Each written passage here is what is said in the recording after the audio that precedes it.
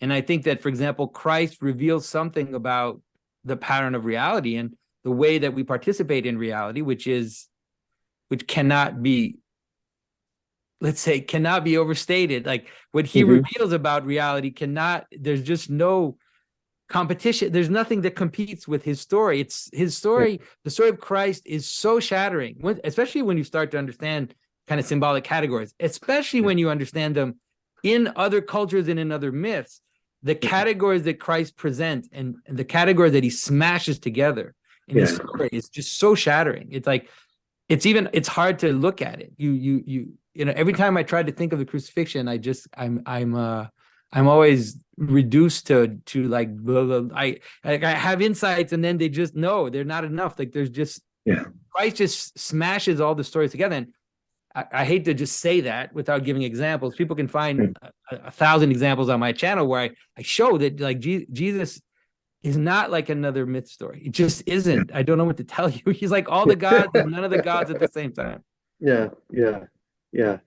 I in one of the lectures that you gave that I was able to watch, you made some comment about, although you didn't elaborate it, you said in a way it was deeper than you were able to go, and I could very much appreciate the idea. But it's this sort of a theme of an ascent, but you get to the top and suddenly what's at the top is it's the crucifixion at the top of the hill, but Yeah. the highest is actually much is radically lower than goes further down below the whole order.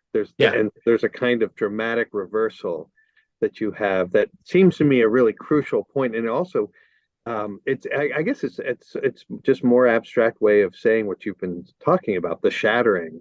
So it's not just yet another example of the pattern. It's a dramatic reversal of the pattern that intensifies the pattern too in all sorts of other Yeah. ways. No, Yeah, I think you're right. It's not, and it's interesting because it's not just a reversal. It's what Christ is doing is so subtle. Like if you think of the washing of the feet, you think about that story. And then a lot of people like to think of it as if, okay, well, Christ is destroying hierarchy, by washing the feet. I'm like, no, that's clearly not what's happening. He's washing their feet, and the disciples are astounded that he's washing their feet. That's what's happening. yeah, Right. yeah, So it's like it's recognizing the highest and then noticing that the highest is willing to give itself all the way to the lowest.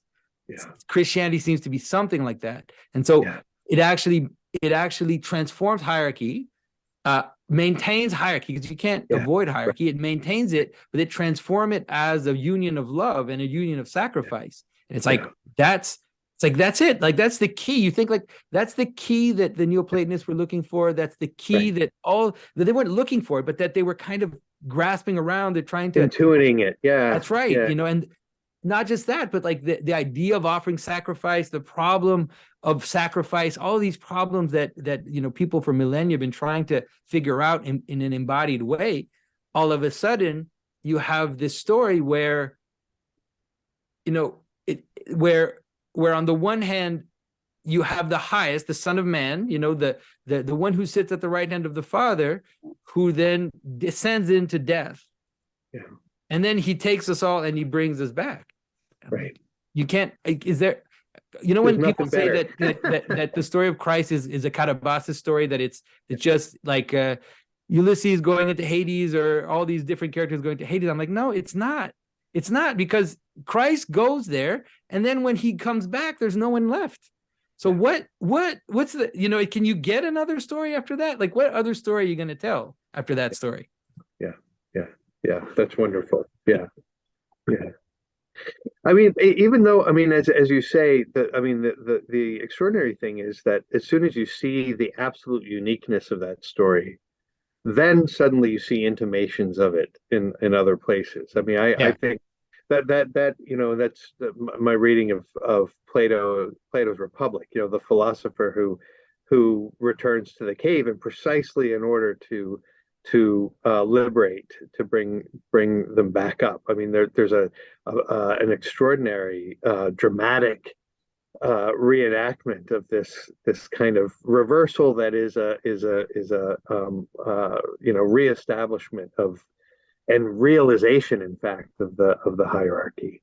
Yeah, and so you can see, like that's the way that that's the way I see it too. It's like in some ways you end up necessarily seeing the story of Socrates as an intimation of Christ. Not that Jesus is copying Socrates, because what Christ is Right. doing is 100 times more than what's. Yeah. I love Socrates, but what he's doing is 100 times more than what Socrates is doing, and he's completing all these narrative tropes that have been kind of open, not just the ones in the Bible for sure. The problem of the tree of the knowledge of good and evil, he deals with that. All these problems of the hierarchy of the sacred, he deals with all these problems in his story. But then also even the stories of the ancients too, it seems. At least that's the way that I tend to perceive it. It's a, yeah.